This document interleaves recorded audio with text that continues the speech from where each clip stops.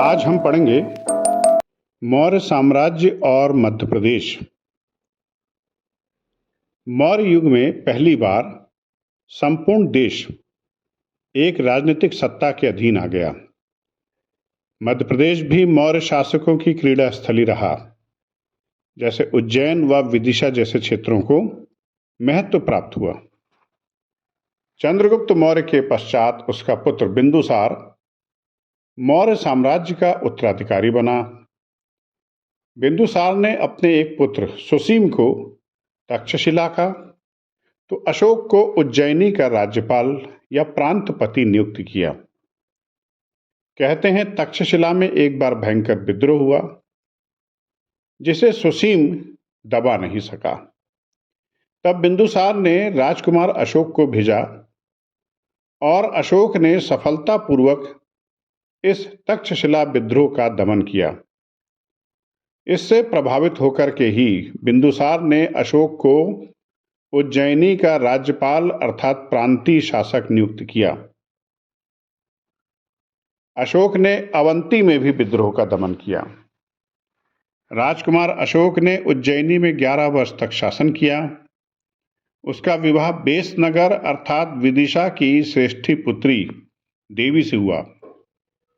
देवी से पुत्र महेंद्र व पुत्री संघमित्रा उत्पन्न हुई। भविष्य में सम्राट अशोक ने इन्हें बौद्ध धर्म का प्रचार प्रसार करने के लिए श्रीलंका भेजा। बौद्ध ग्रंथों के अनुसार अशोक ने सुसीम समेत 99 भाइयों का वध करके राज सिंहासन को प्राप्त किया।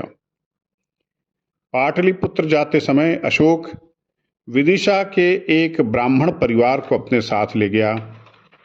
इसी परिवार के एक सदस्य पुष्यमित्र शुंग ने ईस्वी पूर्व 184 में मौर्य शासक बृहद्रथ की हत्या करके शुंग साम्राज्य की स्थापना की। कलिंग युद्ध के पश्चात अशोक का हृदय परिवर्तन हुआ और उसने बौद्ध धर्म स्वीकार कर लिया। यही कारण है कि मध्य प्रदेश में अशोककालीन बौद्ध धर्म के पुरावशेष काफी संख्या में पाए जाते हैं।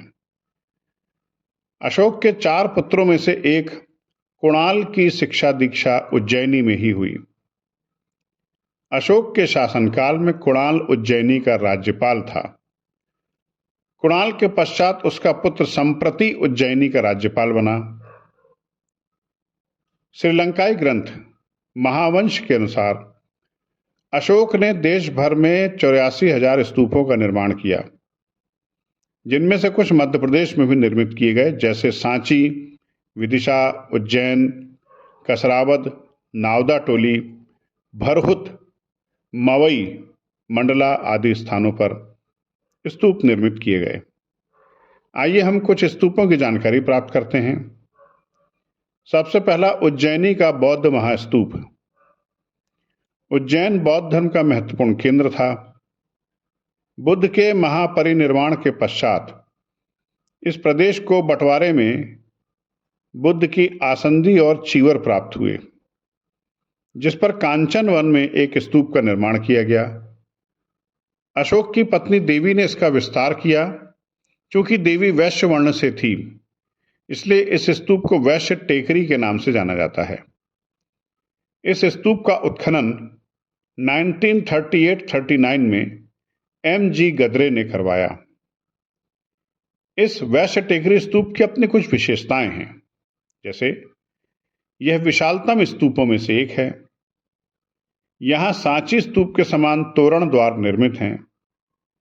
इन पर जातक कथाएं उत्कीर्ण हैं। स्तूप के चारों ओर सरोवर है और इसके सामने 2 छोटे छोटे स्तूप हैं, जो महेंद्र और संघमित्रा की स्मृति में निर्मित किए गए। अब हम बात करते हैं सांची के महास्तूप के बारे में।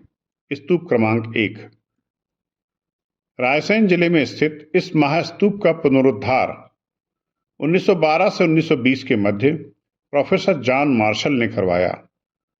इसकी अपनी कुछ विशेषताएं हैं, जैसे ईंटों से निर्मित इस स्तूप में महास्थविर, महामोदगलायन एवं सारे पुत्र की अस्थियां रखी गई हैं।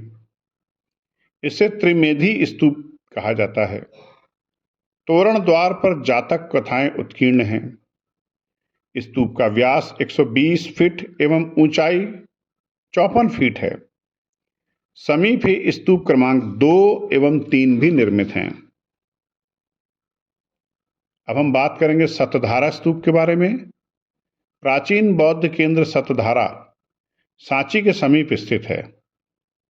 इस स्थान की खोज 1853 में अलेक्जेंडर कनिंघम ने की। यहां से 40 स्तूप और 17 विहार प्राप्त हुए हैं। कनिंघम को यहां स्तूप क्रमांक 2 के उत्खनन से सारिपुत्र और महामोदगलायन के अस्थि अवशेष प्राप्त हुए, जो सांची के महास्तूप से भी प्राप्त हुए हैं। ऐसे ही विदिशा के समीप अंधेर नामक स्थान पर कनिंघम ने 3 स्तूपों की खोज की। सांची के समीप सोनारी से 8 स्तूप अवशेष प्राप्त हुए। कनिंघम ने स्तूप क्रमांक 4 के उत्खनन में बुद्ध का दांत होने का दावा किया है। विदिशा के समीप भोजपुर व रायसेन जिले के खरवई में भी क्रमशः 37 एवं 2 स्तूपों के अवशेष प्राप्त हुए। अब हम बात कर रहे हैं एक महत्वपूर्ण स्तूप, भरहुत स्तूप। मध्य प्रदेश के सतना जिले के नागौद में स्थित भरहुत स्तूप की खोज 1873 में अलेक्जेंडर कनिंघम ने की। इस स्तूप की अपनी कुछ विशेषताएं हैं, जैसे यह ईंटों तथा चुनार पत्थर से निर्मित था और अधिकांशतः नष्ट हो चुका है।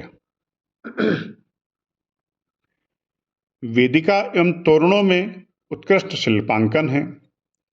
बुद्ध के जीवन की घटनाओं और जातक कथाओं का अंकन है। तत्कालीन समाज की बहुरंगी झांकी प्रदर्शित है। ऐसे ही समीपस्थ रीवा जिले के त्योंथर तहसील में देव कोठार स्तूप अवस्थित है। यहां लगभग 50 से अधिक स्तूपों के अवशेष प्राप्त हुए हैं। गुना जिले में स्थित तुमैन अर्थात प्राचीन तुम्ब वन एक समृद्धशाली नगर था। विदिशा और मथुरा को जोड़ने वाले व्यापारिक मार्ग पर यह स्थित था। यहां से तुमैन से 3 मौर्यकालीन स्तूप प्राप्त हुए हैं। खरगोन जिले के कसरावद कस्बे में इतबर्डी नामक टीले के उत्खनन में 11 मौर्यकालीन स्तूप प्राप्त हुए हैं। इसी तरह महेश्वर, नावदा टोली, पानगुराड़िया, तालपुरा से मौर्यकालीन स्तूप अभिलेख प्राप्त हुए हैं। मंडला जिले के मवई से पक्की ईंटों से निर्मित स्तूप के अवशेष मिले हैं। अभी तक तो हमने देखा था स्तूप। मध्य प्रदेश में मौर्यकालीन विहार भी प्राप्त हुए हैं। बौद्ध भिक्षुओं के लिए निर्मित आवासीय स्थल विहार कहे जाते हैं। मध्य प्रदेश में मौर्यकालीन विहार मिले हैं, जैसे सांची के विहार, जिसमें विहार क्रमांक 51 काफी विशाल एवं व्यवस्थित है। इस विहार में अशोक की पत्नी देवी भिक्षुणी के रूप में रहती थीं। श्रीलंका जाने के पूर्व महेंद्र इस विहार में 2 माह रुका था। उज्जैन का कांचन वन विहार, रीवा का देवकोठार विहार, सीहोर में पानगुराड़िया, तालपुरा में निर्मित विहार, पानगुराड़िया में सारू मारू की गुफा में अशोक के 2 अभिलेख मिले हैं। ये सारू मारू नाम दरअसल सारिपुत्र और महामोदगलायन का संक्षिप्त स्वरूप है। खरगोन जिले में कसरावद में भी विहार मिले हैं। स्तंभ निर्माण कला के भी अवशेष मध्य प्रदेश में मिले हैं। मौर्यकालीन स्तंभों में प्रमुख हैं सांची का स्तंभ, उज्जैन में सोढंग का स्तंभ, रीवा में देव कोठार का स्तंभ। इसमें सांची स्तंभ बेहद महत्वपूर्ण है। इसकी अपनी कुछ विशेषताएं हैं, जैसे चुनार पत्थर से निर्मित सुडौल एकाश्म और शुंडाकार है। स्तंभ के 2 भाग हैं, दंड एवं स्तंभ। स्तंभ पॉलिशदार एवं चमकीले हैं। दंड अलंकरणहीन हैं, फिर भी आकर्षक हैं। कलात्मक स्तंभ शीर्ष के 3 भाग हैं। सबसे नीचे घंटाकार 16 पंखुड़ियों वाला कमल है। इसके ऊपर आधार पीठिका है, जिस पर चुगते हुए हंसों के 4 जोड़े निर्मित हैं। आधार पीठिका के ऊपर 4 सहपृष्ठ युक्त सिंहों का अंकन है। और भी कुछ फैक्ट हैं मौर्यकालीन कला के मध्य प्रदेश में, जैसे त्रिपुरी, नागदा, एरण, उज्जैनी, विदिशा, महेश्वर और अवरा से मौर्य युग की काफी मिट्टी की मूर्तियां मिली हैं। उज्जैनी एवं त्रिपुरी से काफी संख्या में मृद भांड मिले हैं। ये अधिकतर नॉर्दर्न ब्लैक पॉलिश्ड वेयर्स हैं, NBPW। विदिशा या वेसनगर से यक्ष की प्रतिमा प्राप्त हुई है, बेहद आकर्षक है। उज्जैन, महेश्वर, अवरा, एरण एवं त्रिपुरी से विविध प्रकार के मनके भी प्राप्त हुए हैं। मध्य प्रदेश से अशोक के 3 राजाज्ञा पाषाण लेख अर्थात अभिलेख मिले हैं।